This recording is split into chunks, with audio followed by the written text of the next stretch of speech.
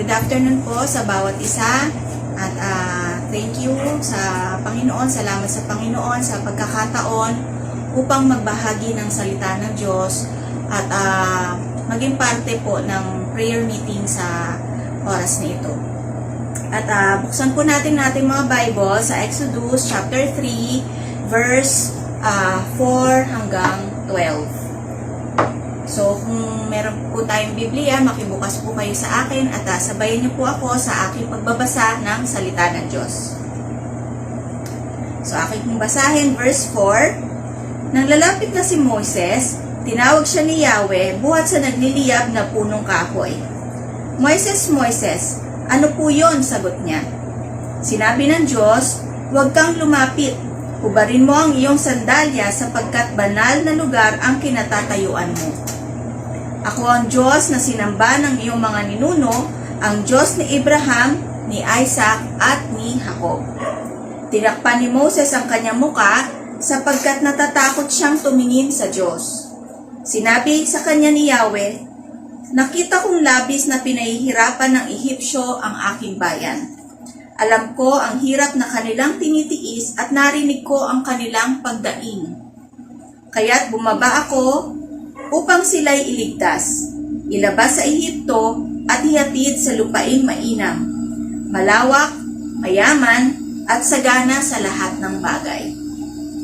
Ito'y ang lupain ng mga Kananeo, Heteo, Amoreo, Perezeo, Hivita, at Jebuseo. Naririnig ko nga ang mga pagdaing ng aking bayan at nakikita ko ang pang-aaping ginagawa sa kanila ng mga Ehipsyo. Kaya't papupuntahin ko kita sa Faraon upang ilabas mo sa Ehipto ang aking bayang Israel. Sumagot si Moises, sino po ako para humarap sa Faraon at ilabas ang bayang Israel mula sa Ehipto? Huwag kang mag-alala, hindi kita pababayaan at ito ang magiging katibayan na ako ang nagsugo sa iyo. Sa bundok din ito, sasambahin nyo ako kapag inailabas mo na sa Ehipto ang aking bayan, sabi ng Diyos. Yan, purihin ng Panginoon sa pagkabasa ng kanyang salita. And bago po tayo mag-umpisa, let us pray. Lord, maraming salamat Panginoon sa oras na ito na kami po ay muli sama-sama na mag-aaral at mananalangin, idudulog ang aming mga hinaing sa iyong paanan. Lord, sa oras na ito, bigyan niyo nga po kami ng kaunawaan ng aming puso. Give us, open our spiritual eyes and spiritual heart. Nang sa gayon, maunawaan namin at patuloy na lumago ang aming buhay, panalangin sa oras na ito. Lord, maraming salamat po Panginoon. Ito po ang aming samdalangin sa pangalan ni Jesus. Amen and amen. Yan. So, ito po yung story ni Moses. Alam ko, bawat isa alam na po natin ng story ni Moses na kung saan kinatagpo siya ng Panginoon sa pamamagitan ng burning bush. So, meron po akong 4 na punto po sa oras na ito at explain po natin ng maikli. Yan. So, first point is, the place where we meet with God is a holy ground. So, naalala po natin na doon sa binasa natin na ang si Moses minit niya sa isang lugar na kung saan hindi magandang place, meron lang ilang na lugar na merong bush. Tapos itong bush na to yung nagliliyab na hindi siya namamatay, tapos hindi rin niya nasusunog yung bush. Na ang gusto ko sabihin dito na gaya ng binasa natin, the place where we meet with God is a holy ground. Nung di ba yung sinabi niya po, dito sa ating binasa, sa verse 5, huwag kang lumapit, hubarin mo ang iyong sandalya sapagkat banal na lugar ang kinatatayuan mo. Kung nasaan ang Diyos, kung saan kanya minimit, banal po yun. Kaya sa oras po na ito, na di ba sinabi nga po sa ating salita sa Matthew 18 na, for where 2 or 3 are gathered together in my name, there I am in the midst of them. So kahit saan po tayo nasa lugar, kahit saan lugar po tayo, basta lamang po na nananalangin tayo, lumalapit tayo sa Panginoon, kinakausap natin ng Panginoon, holy ground po yun. Kaya po sa bawat tahanan natin, na kung saan mamaya mananalangin po tayo, holy ground po yun. Kung gusto natin maging holy ground ang ating bawat tahanan, ang bawat lugar na ating pinupuntahan, let us meet with God. Kung saan natin kinakausap, humihingi ng tulong sa Panginoon, kung saan tayo nagpapasalamat, kausap ng Panginoon, it is a holy ground. Kaya ngayon sa panahon ng pandemic crisis, ang dami pong holy ground dahil bawat tahanan po ay ginagawa nating prayer place of prayer. Kaya salamat sa Panginoon, ngayon po kayo po na nasa tahanan, kung saan po kayo nakikinig, banal po ang holy, banal po yung lugar na iyan. Ngayon, kabaligtaran naman ng isang tahanan na puro away, puro gulo, gusto natin na maging holy, umpisahan po natin manalangin sa bawat tahanan natin sa ating pamilya. Yan. Second point, kaya sabi po dito, make your home a holy ground. Manalangin ka, ikaw at ang pamilya mo, meet with God in your own home every day and it will become a holy ground. Satan cannot stand and stay in a place where people are praying. So kung saang lugar na meron nananalangin, hindi po kayang tagalan ng kaaway yan.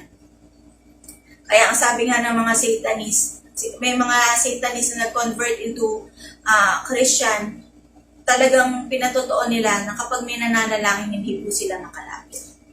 Yan. Second, God never changes. Ang Diyos na tapat sa panahon ni Abraham, Isaac, and Jacob ay siya pa rin Diyos na tapat na sa atin hanggang ngayon. Na katulad ngayon na pandemic crisis, ang dami pong nahihirapan.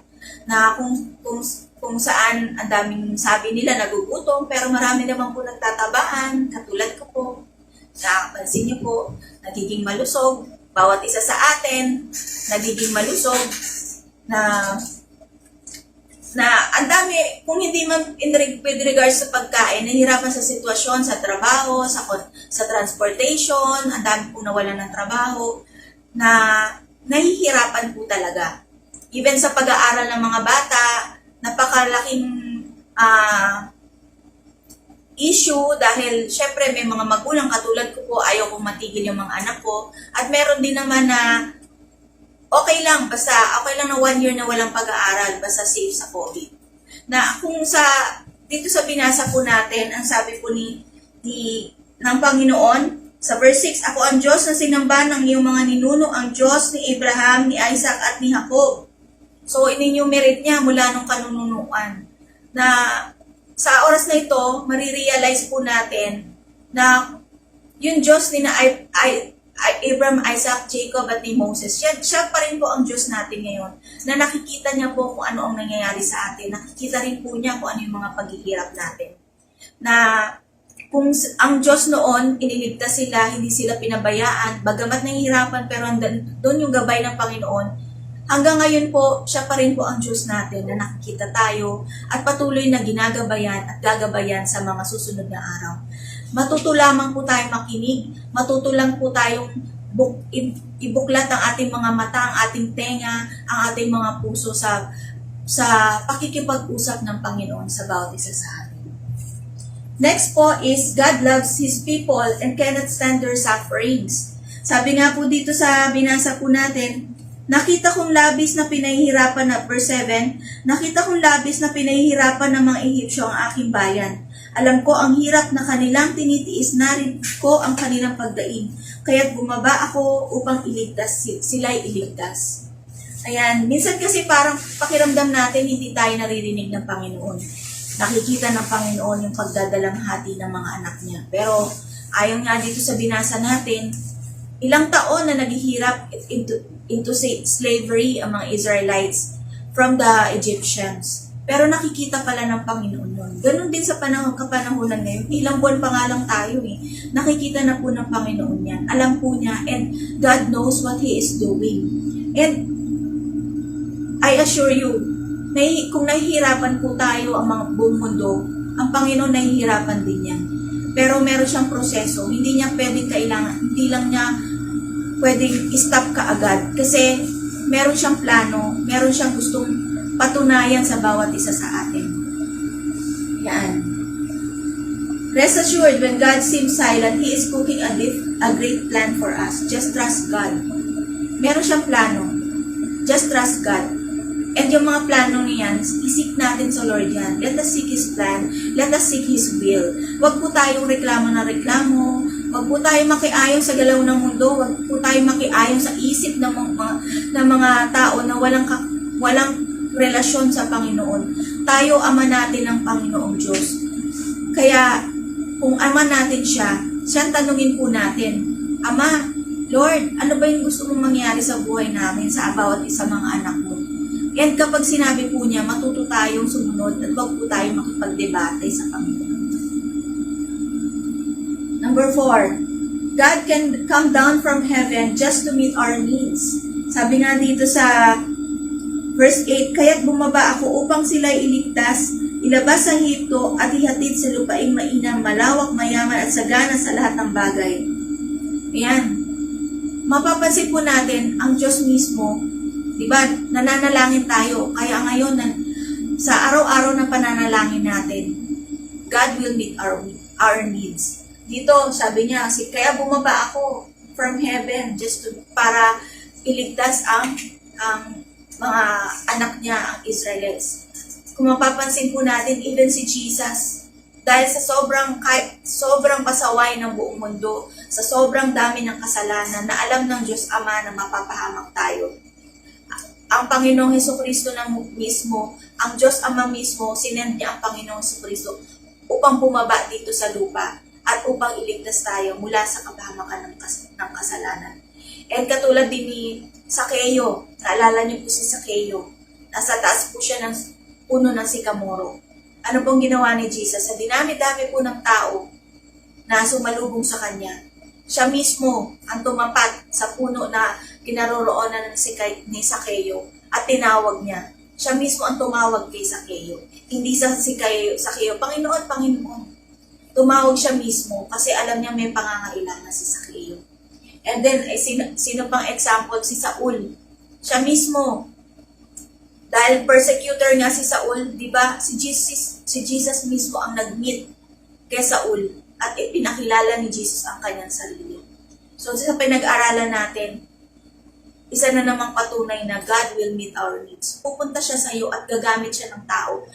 Hindi man anghel, hindi man mismo si Jesus. Gagamit siya ng tao upang kausapin ka, na minsan mamamalayan mo lang, nagugutom ka, may magpapadala sa'yo ng pagkain, na minsan kailangan mo ng pera, may mag-aabot sa'yo, na minsan kailangan mo ng kagalingan, may pupunta sa'yo, dadalaw sa'yo, kukumustahin ka. Ganun po kumilos ang Panginoon. Pwedeng hindi siya mismo, pero gagamit po siya ng tao upang ma-meet ang iyong pangangailangan. And next is, as God helps His people, He will send someone on His behalf. Katulad po ng sinabi ko, na He will send someone on His behalf. Na pwedeng hindi siya mismo, pero huwag po natin isarado ang ating mata, ang ating tenga, ang ating puso sa mga taong ginagamit niya. Minsan, nandiyan na yung kasagutan, pero tayo po ang matigas ang ulo. Let us listen, lalo sa mga lingkod ng Diyos, sa alam mong malalim sa faith, na kapag may sinasabi sa'yo, matuto kang makinig, kapatid. Huwag tayong makipagdebate, huwag tayong makipagdiskusyon, huwag tayong mga tuwiran. Huwag po natin tingnan ang mga bagay ayon sa ating mata, ayon sa ating pagkaunawa. Tingnan po natin ayon sa pagkakaunawa ng Panginoon. At sino po ang gagamitin ng Diyos upang ipaunawa sa iyo ito? Tao rin po. Kaya, yun lamang po, salamat po. At nawa meron po tayong natutunan tungkol sa ating relasyon sa Panginoon. And this pandemic crisis, let us rest assured na ang Panginoon, nakikita niya po tayo.